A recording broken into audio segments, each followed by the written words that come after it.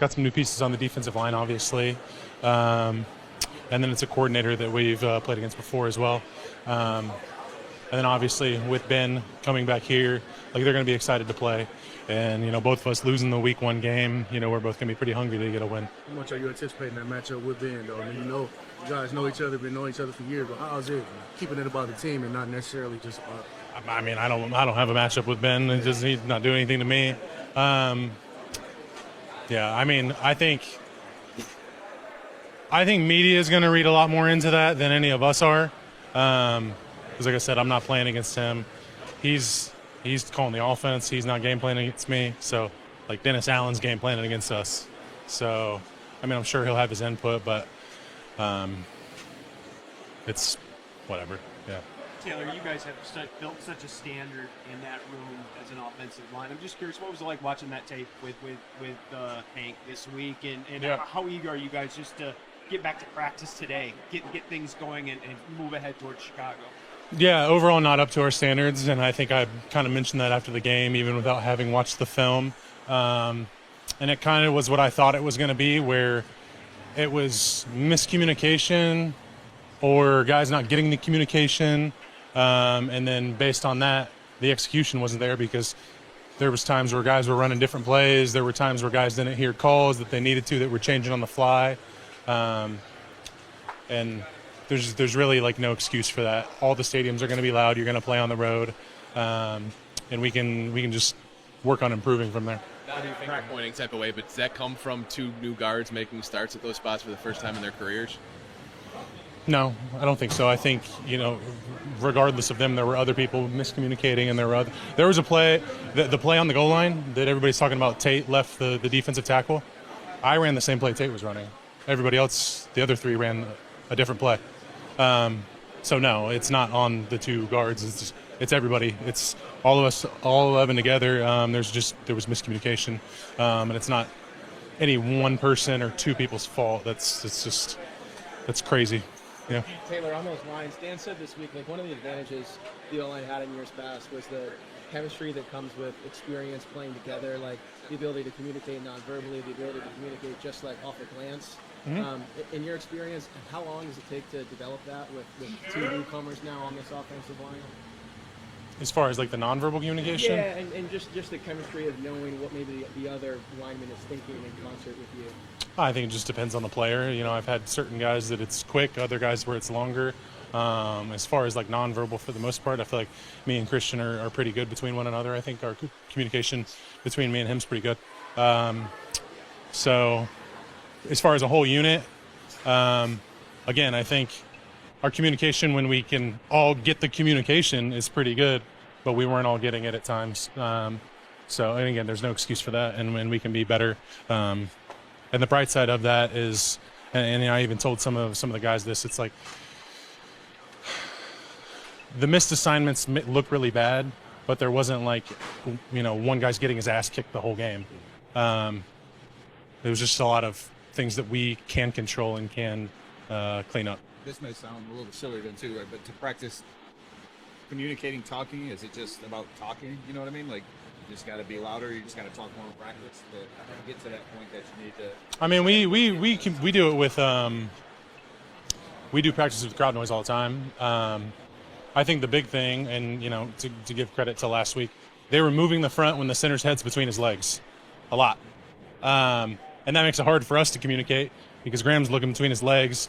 He needs to bump mic points and stuff like that. So I will give them credit, but again, that doesn't mean that we're not supposed to be able to get it right before the ball is snapped. So yeah.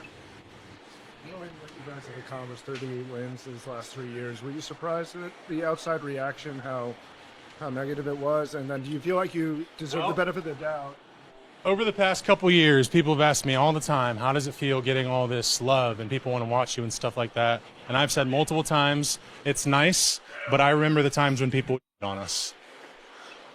And that's for a week like last week. You're like, I'm not gonna sit here and be like, oh my God, the world's falling because the media is saying bad stuff about me. No, I remember those days. I remember when people would joke about us and clown us. And then all it takes, even though we've been winning over the years, is one off week, and then all of a sudden we're just getting on again. So, but I remember that.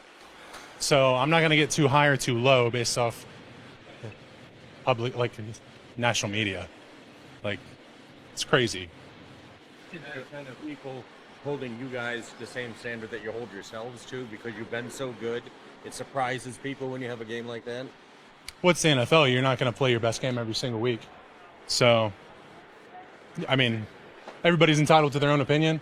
But like I said, over the years, everybody talks about, like, how cool is it? How cool is it? Yeah, it's cool. But like I said, I also remember the times when people were negative about us, nonstop negative.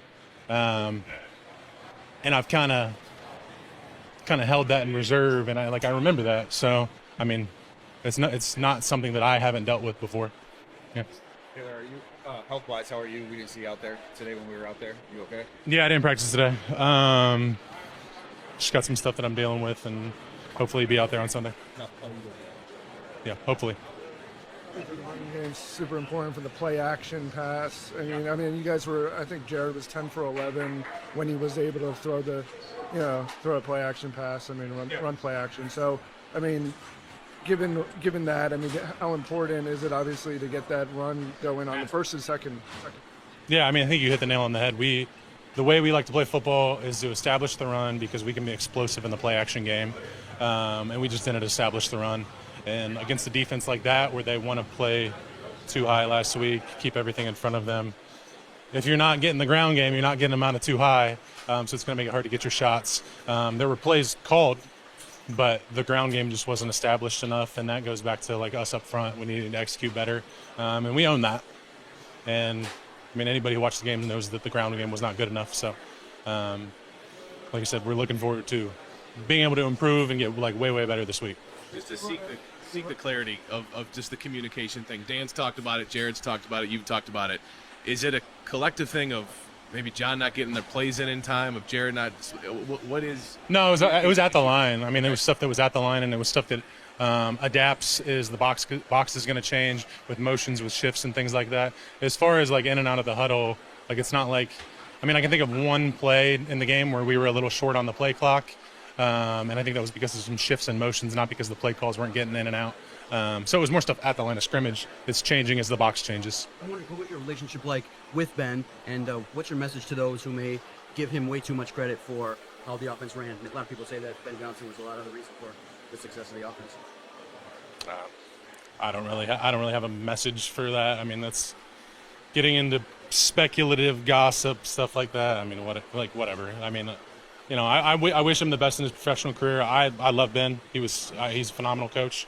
But as far as all that speculative, like this and that, like whatever. Like I feel like that's so drawn out and overdone. I'm just like, that's all you hear about. Fine. Yeah. Practice ran a lot of, cover 3, also zone, cover 2, obviously, like you said, put the safeties high. Allen seems to blitz more and run a lot more man. I mean, how much is this, the game plan has to be a little bit different, I guess, going into this, knowing how different the defensive scheme that you're running up against Well, this we don't week. have the full install in yet. We just have early downs right now. I mean, there are going to be some things that we just like to carry over every week if we can, and they might be running a little differently. And there's other things that we're going to have to change up. It's different defense. Maybe they have different strengths at different positions than the team we played prior. So, yeah, I mean, there's going to be some similarities. There's going to be some things that are different. And there's going to be things that we're going to, pare it down so guys can just play fast and not have to worry about over-communicating. Is it good to get a test of, such different defenses in the first 2 weeks? I mean, when you face one scheme and then you face this other one, just to kind of get a baseline of where this offense is? I mean, I feel like anymore, so defenses have their nuances that make them so different, even though they seem the same. And then just based on who their studs are on defense, they can run two teams can run the same defense, but they can have a stud at a different position, and it just makes it play way differently. So every week feels different anyway. It feels like gone are the days where you're just going to get a 4-3, 3 linebackers off the ball, 4 down. That doesn't happen anymore. The guys are moving all over. They're running over fronts, under fronts, jam. They're just 5 down on the line. It's just everything. 0 out of nowhere. So every week really feels different. Hey, Zach, when they're making shifts at the line and Graham has his head between his legs in the silent count and he can't see those shifts, whose responsibility is it to make those right corrections on his behalf? Right? It's like, who does that fall on? You, Jared? Typically it's on the guards, and then.